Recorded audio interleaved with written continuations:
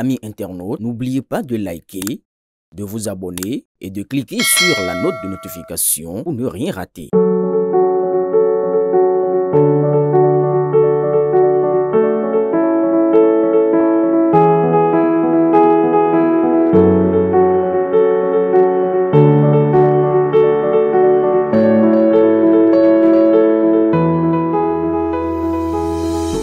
De 1960 à 2016, les efforts des gouvernements qui se sont succédés à la tête du Bénin depuis les indépendances n'ont pas permis d'atteindre un niveau d'approvisionnement en eau potable satisfaisant en milieu rural. La vision était d'analyser les raisons pour lesquelles, tant d'années après les indépendances de 1960, en 2016, on soit à un taux de décès qui avoisine seulement les 40%. Il y avait beaucoup de manquements. On ne planifiait pas correctement pour pouvoir anticiper sur l'augmentation de la population qui doit être desservie. On ne mettait pas assez de moyens financiers parce que pour pouvoir desservir la population de façon optimale, il faut des moyens colossaux. Donc la planification doit être traduite en besoins financiers et ces besoins financiers doivent être satisfaits. Les infrastructures qu'on mettait à la disposition des populations ne sont plus à la hauteur des besoins d'aujourd'hui. Et la dernière des choses, c'est la façon dont les infrastructures sont maintenues, exploitées, gérées sur le terme pour pouvoir satisfaire les besoins des populations. C'était très difficile. On faisait la course avec les porcs dans les rivières. À 4 heures déjà, il n'y a pas cette femme qui est encore couchée. Elle doit être en train de chercher un petit coup, histoire que les porcs ne viennent pas gâter avant elle.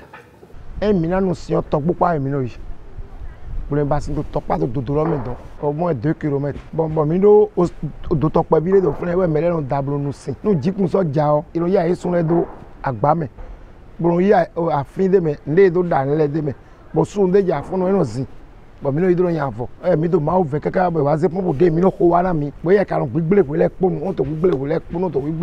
C'était difficilement que nous trouvons de l'eau. Nous prenons l'eau des rivières, l'eau des mares. La seule pompe que nous avons pour pouvoir trouver de l'eau, ça n'a pas été facile.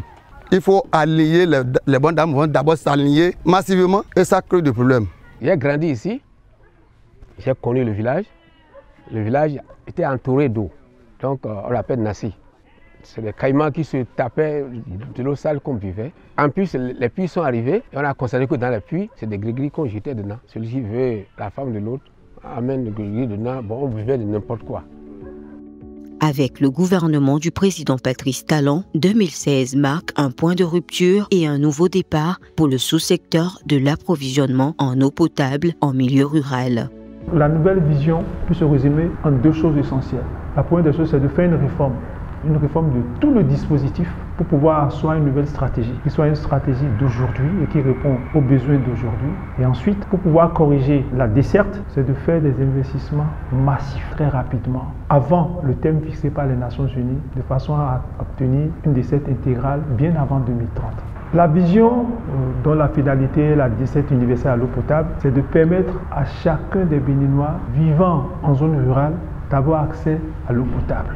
Chaque citoyen doit avoir accès à un point d'eau qui délivre de l'eau potable dans un rayon de 500 mètres maximum ou dans un aller-retour pour aller chercher de l'eau n'excédant pas 30 minutes. Nous sommes allés un peu plus loin.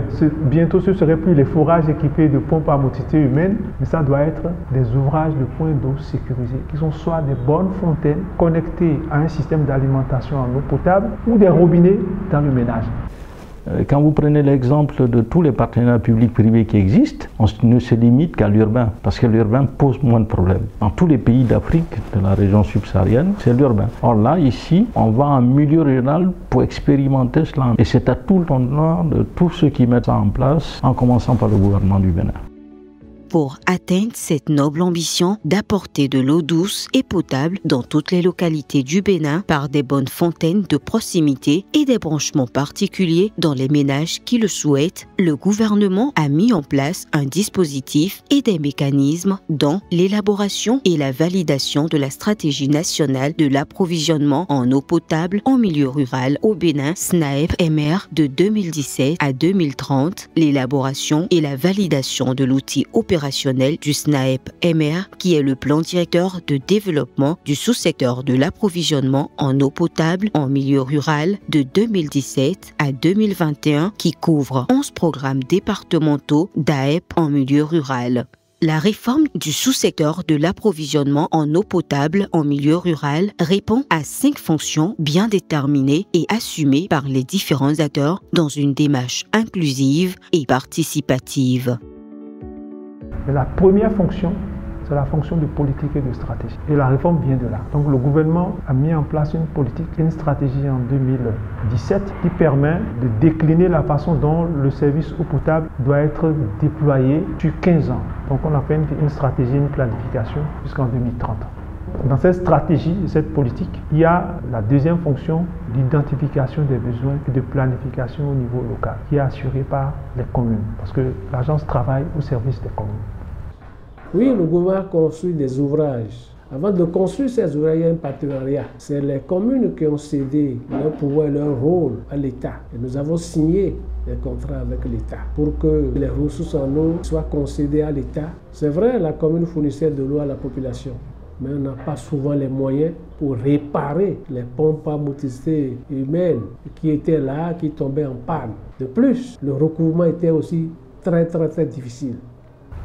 La fonction d'intégration, toutes les planifications qui ont été faites au niveau local par les communes doivent être intégrées au niveau national de façon à avoir une planification nationale intégrée et qui permet de mettre sur la table un schéma directeur d'investissement et qui sera l'outil de mobilisation de ressources et de mise à disposition de ressources par l'État pour pouvoir organiser le développement des infrastructures de croissance. Une fois qu'on a la politique, qu'on a identifié les besoins, on a un programme national, on a mobilisé les moyens à travers l'État, il faut investir, il faut construire pour colliser les vulnérabilités et les inégalités. Mais le travail ne s'arrête pas à la construction des infrastructures. Il faut maintenir, exploiter, assurer la durabilité de l'investissement pour pouvoir fournir un service de qualité aux populations. Afin de coordonner le dispositif permettant de soutenir le développement durable du sous-secteur de l'hydraulique rurale, l'État béninois a mis en place par décret numéro 2017-039 du 25 janvier 2017 l'Agence nationale d'approvisionnement en eau potable en milieu rural, ANAEP-MR, un établissement public doté de la personnalité morale et de l'autonomie financière placé sous la tutelle de la présidence de la République. L'agence se positionne dans le dispositif à l'étape d'intégration de la planification, mais également à l'étape de la maîtrise d'ouvrage pour le compte de l'État et des communes. Et en dernière position, sélectionner ceux qui vont maintenir et exploiter ces ouvrages pour délivrer le service eau potable aux populations à des coûts qui n'excluent pas les pauvres. Ça, c'est notre rôle dans le dispositif.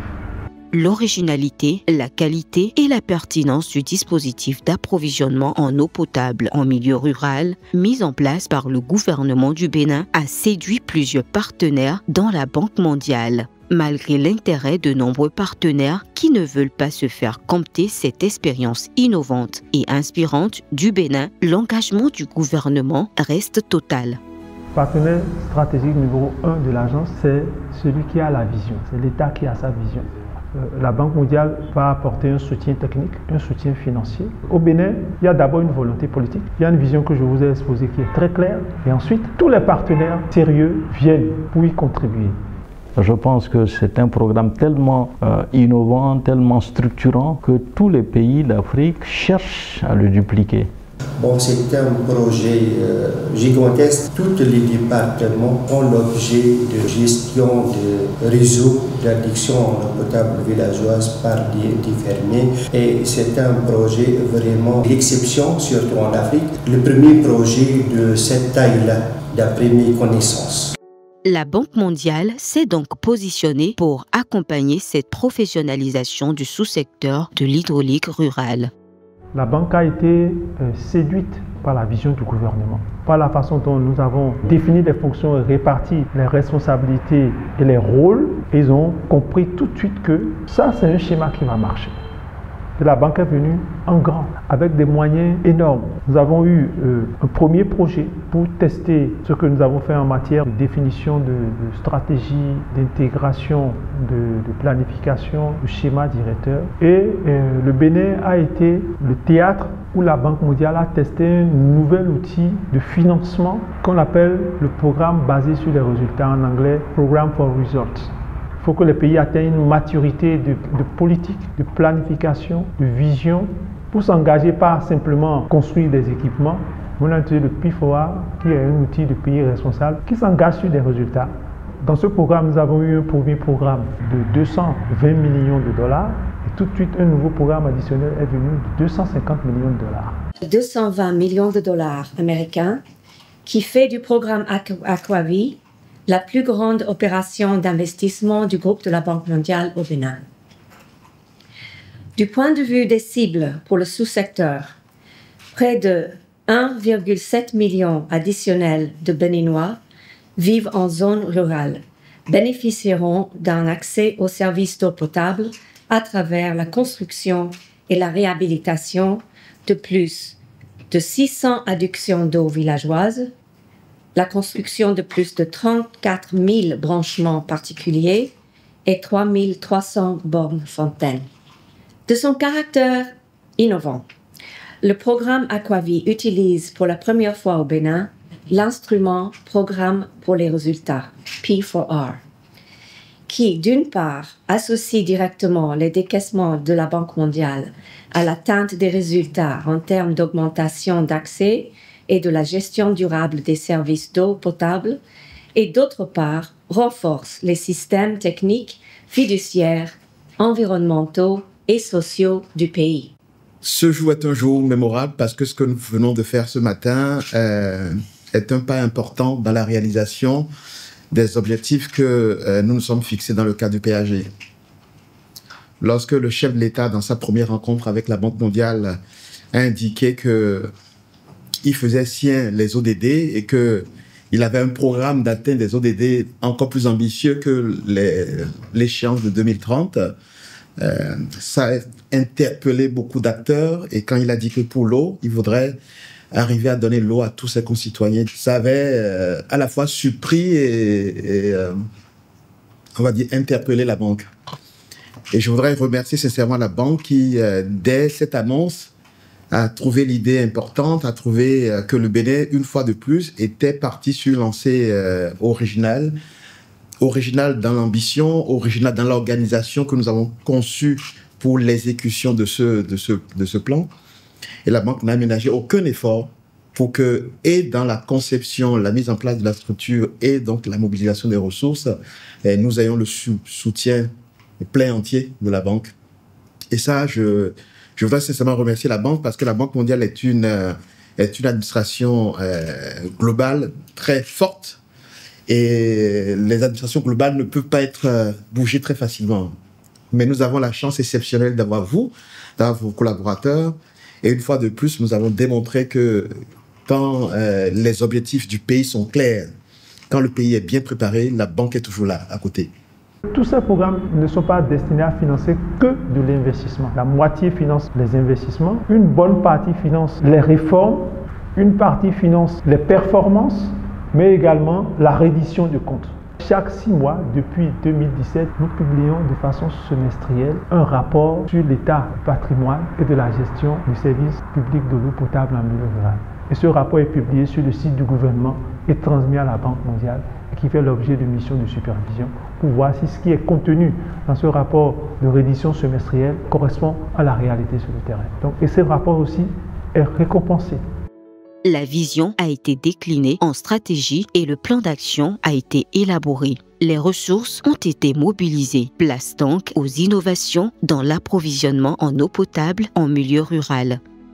L'innovation majeure qu'on peut retenir de ce que ce régime a eu à faire à travers cette nouvelle vision, c'est la transformation du paysage infrastructurel des équipements d'accès à l'eau potable en milieu rural. Aujourd'hui, la norme du Bénin, quand vous allez dans zone rurale, nous avons des systèmes d'alimentation en eau potable multi-villages. Il nous faut construire d'ici 2030 611 systèmes d'alimentation multi-villages. Avant, quand vous allez dans un arrondissement qui a 6-7 villages, vous allez construire 6 adductions d'eau villageoise. Et chaque village à son adduction. Aujourd'hui, quand vous allez dans un arrondissement qui a 6 villages, vous allez construire un seul ouvrage avec un champ captant de forage qui alimente une station de traitement, et de cette station de traitement, on refoule de l'eau dans un château d'eau. Le plus petit château d'eau aujourd'hui, c'est du 200 mètres cubes, alors que les plus gros châteaux d'eau des adductions d'eau villageoise, c'était du 50 mètres cubes. On a des châteaux de 1000 mètres cubes à l'échelle de l'arrondissement. À partir de ce château, on va connecter l'ensemble des 6 villages et on va innerver les villages avec de la tuyauterie moderne PEHD, haute densité. Et ces infrastructures sont construites avec des bonnes fontaines, mais la finalité est que les populations viennent au branchement particulier compte 10 000 francs CFA pour avoir de l'eau à la maison. C'est une innovation majeure, ça change complètement non seulement le niveau de service, mais également la corvée d'eau. Ne sera plus quelque chose qui est l'apanage des milieux ruraux. Le kit de branchement est offert par le gouvernement. Parce que les 10 000 francs CFA, ce n'est pas le coût du branchement. Le coût du branchement est supporté par le programme sur toute l'étendue du territoire national. La deuxième innovation, c'est le prix de l'eau. Pour les gens qui n'ont pas encore de branchement particulier, ce n'est plus 50 francs. Bassine de 25 litres, 15 francs. Et c'est de l'eau potable. Une fois que vous avez professionnalisé le secteur, c'est des choses qui vont de soi. Parce que l'opérateur a des process et des normes. Et il a un contrat. Et il y a des prescriptions dans le contrat. Et ces prescriptions l'obligent en tant que professionnel à respecter un plan de gestion de la sécurité sanitaire de l'eau, dont le premier élément, c'est de fournir de l'eau potabilisée, donc chlorée.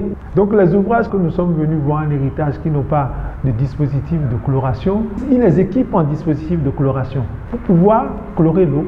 Parce qu'il faut aussi eux-mêmes déjà à leur niveau leur test de la qualité de l'eau. Parce qu'ils ne savent pas que si un jour l'Agence nationale de contrôle de qualité du ministère de la Santé ne va pas leur tomber dessus pour mesurer la qualité de l'eau.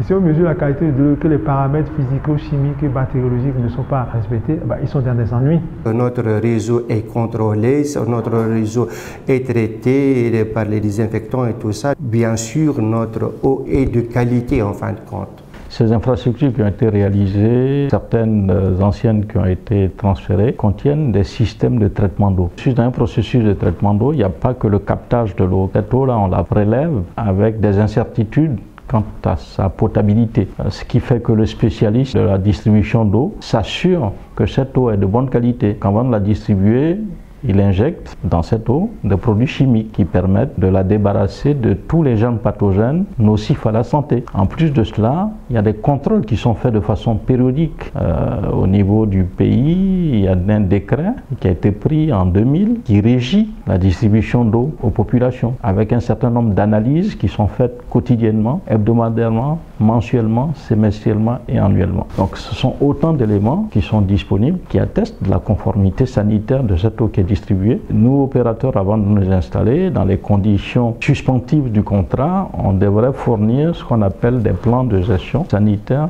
de l'eau, des PGSS. Tous ces éléments-là attestent que l'eau est de très bonne qualité et qu'il n'y a aucun risque, contrairement aux eaux qui sont prélevées dans la nature par les populations, les eaux de pluie, les eaux des rivières, les eaux des marigots. On buvait l'eau des citernes qui ne sont pas traitées, et quand on prend la population et nous, les agents de santé, on est exposé à faire des maladies diarrhéiques, les diarrhées, les vomissements, qui faisaient vraiment un problème. Mais avec l'appui du gouvernement, on est soulagé de ce côté. Non, cette eau est vraiment une eau très potable. Moi-même, j'en prends tous les jours, c'est ça, j'utilise, c'est bon, c'est de qualité et c'est plus rassurant. Vraiment, je suis très content et la population de mon village est très content de Patrice Talon. Parce que je me rappelle, il a dit ça, il a bien fait ça. Si vous goûtez l'eau là, c'est comme de para. Vous êtes guéri. C'est doux. L'eau là est doux. 10 000 francs pour tirer ça dans la maison et 15 francs la bassine, c'est un cadeau. C'est un cadeau. Je serai le premier à tirer ça dans ma maison. Et c'est ça que moi je vais boire avec toute ma famille. Et je vais dire aux autres de la population qu'ils puissent boire cette eau-là pour qu'on puisse avoir la santé. On le remercie et on le prie que Dieu lui donne une bonne santé pour qu'il puisse continuer de cette sorte. Donc, la population de Tégou est très contente de boire l'eau potable. toutes ces actions planifiées, coordonnées et exécutées dans la rigueur et la quête de perfection propre au gouvernement du président Patrice Talon ont induit dans le monde rural béninois des impacts et des changements bien visibles. Les impacts sont énormes. On a un premier impact. Il n'y a plus de chevauchement de compétences.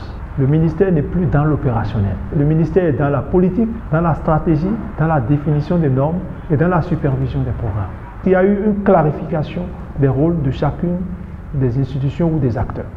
Deuxième impact, l'acteur qui est en contact direct avec les populations, c'est les opérateurs qui sont obligés aujourd'hui de vendre la bassine de 25 litres à 15 francs.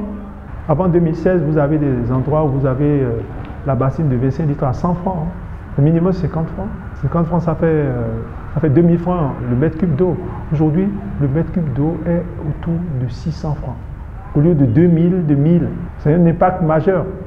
De veiller à la continuité du service, de réparer les ouvrages quand les ouvrages tombent en panne. L'autre impact, désormais, en zone rurale au Bénin, compte 10 000 francs CFA, vous avez un robinet à la maison. Avec cette réforme, c'est que nous avons tellement une connaissance du patrimoine. On sait ce qu'on a, dans quel état ça se trouve, qu'est-ce qui est projeté pour être construit dans le schéma directeur qui n'est pas encore construit, qu'est-ce qui est en construction et qu'est-ce qui sera récupéré avant 2030. On a une idée claire des perspectives et on sait désormais où on va. En l'espace temps d'un régime, on a commencé un travail en 2017, nous sommes en 2025, on n'est même pas encore au bout. Mais déjà, ce qu'on a fait date. On peut dire que le gouvernement ne s'est pas trompé en mettant sur la table cette vision, en y mettant de la volonté politique, en travaillant à convaincre les partenaires à venir dans sa vision. Et c'est là où se trouvent ses priorités et oriente les partenaires là où les investissements doivent être faits pour pouvoir lui assurer un développement équilibré de la répartition des infrastructures d'accès à l'eau potable. La délivrance du service est désormais assurée par des opérateurs régionaux professionnels venant du secteur privé mais fournissant le service à un tarif fixé et régulé par l'État selon une organisation spécifique. Une agence est constituée d'un responsable d'agence en termes d'organigramme, le chef d'agence. Il a 2 équipes d'électromécaniciens, 2 équipes de plombiers et il a 3 collaborateurs agents commerciaux et 17 collaborateurs agents d'exploitation commerciaux, eux qui sillonnent les villages. Ces 17 collaborateurs, tous les jours, un certain nombre de villages où ils passent. Je vous ai parlé tantôt de collaborateurs indépendants. Donc parmi eux, il y a ceux qu'on appelle les surveillants indépendants qui sont commis à la surveillance de nos installations. Voilà déjà les canaux de captage des plaintes des dysfonctionnements. À côté de cela, les équipes de maintenance électromécanique et de plombiers qui vont faire la maintenance également peuvent découvrir des dysfonctionnements. Et enfin, nous avons le dernier élément qui est le captage qui vient du client. Et quand toutes ces informations arrivent, le chef d'agence affecte à chacune des équipes en fonction de leurs compétences et en fonction de la criticité de la panne, et il affecte la tâche à l'équipe la plus proche du site. Et il a également un minimum de matériel en stock qui lui permet d'être autonome en agence. Étant entendu qu'au niveau du siège, nous avons un magasin central où nous stockons, nous importons du matériel qui est stocké, soit pour l'entretien, soit pour les travaux neufs. Notre objectif, c'était d'intervenir à temps et d'intervenir en urgence. Nous avons des représentants en continu 24/24 dans les AOV. Donc ce sont des citoyens de ces AOV-là. Nous avons les exploitants, les chefs d'agence normalement, connaissent tous les mairies. Et la Provonnet, dernièrement, on est en cours de signer l'IPV pour le paiement des services publics et tout ça. Donc il y a cette relation et droite. Normalement, il n'y a pas de problème de communication avec la SBA. L'ensemble des réformes et leur suivi opérationnel rigoureux sur le terrain concourent désormais au bonheur des populations, raison d'être et motivation essentielle du gouvernement du président Patrice Talon. Ce que nous entendons des années, depuis des années qu'on n'a pas eu, et on a eu ça banalement, c'est un travail à saluer. Nous apprécions ce travail-là. L'eau, vous savez que l'eau, c'est la vie. C'est la première des choses. Et heureusement que nous avons bénéficié au nom de notre président. Nous sommes très contents, trop satisfaits. Et mais je si yo bien ton omi la ton zanji yo. Da e bon le ko le ti an fi di an. Amo nu teme kete bo le di an mi so mo ne de ya. Ene bi ko je mi je zanji so ma so ko di so mo de ene bi sudo. Hun si o toji jo dun bo mi nda yo. Mo do e we ne le do mi e. Hun nu ko mo do mi. O da yi yin bonu si ju na to ko mi da ko mi da kon fi di e ka do mi yo. E ji fo ndon. Ase e wo jo so lan ton ka ko to gbe okun do. Ntu me kun do lo tun ti fi ya. So omi la wa fi yo. Pe mi an de gbidi lo sin ba mi de mi mo. Bo yan le vodo kenkren don to vi ti de mi kon da kan ku yin yo le yi bi igmo ho ton le pa. Bo mo fi fi no me. Ngbe po mo do di mi fi tegbe. Ibi na igmo ho ton le pa gbogbo. Lo go julo ibi ni. Depuis des années, cette école souffrait de l'eau. C'est une joie pour nous tous d'avoir de l'eau dans notre école. Nous avons des jardins, il faut arroser les jardins. Il faut que les enfants aussi boivent après avoir mangé. Et la consommation dans l'école est gratuite. C'est la mairie qui prend en charge les frais de facture. Sincèrement, le fait d'alimenter toutes les écoles en eau potable est une bonne chose. Et c'est un grand effort. Et ça va permettre aux enfants aussi d'être en bonne santé. En dehors de l'école, la population apprécie l'eau potable. C'est une zone un peu reculée. Ils ont des difficultés à avoir de l'eau potable. Certains utilisent des forages, mais l'arrivée de l'eau au Milaïla a permis aux populations d'avoir accès à cette eau potable. Cet effort d'amoindrir le coût de branchement, sincèrement, c'est une bonne chose que le gouvernement a fait pour permettre à toute la population d'avoir accès à l'eau potable. C'est vraiment un acte louable. Tout gouvernement avait tenté de donner de l'eau, mais n'avait pas l'idée de le faire. S'ils avaient des moyens, ils allaient faire. Mais avec Talon, ça a été un courage de titan.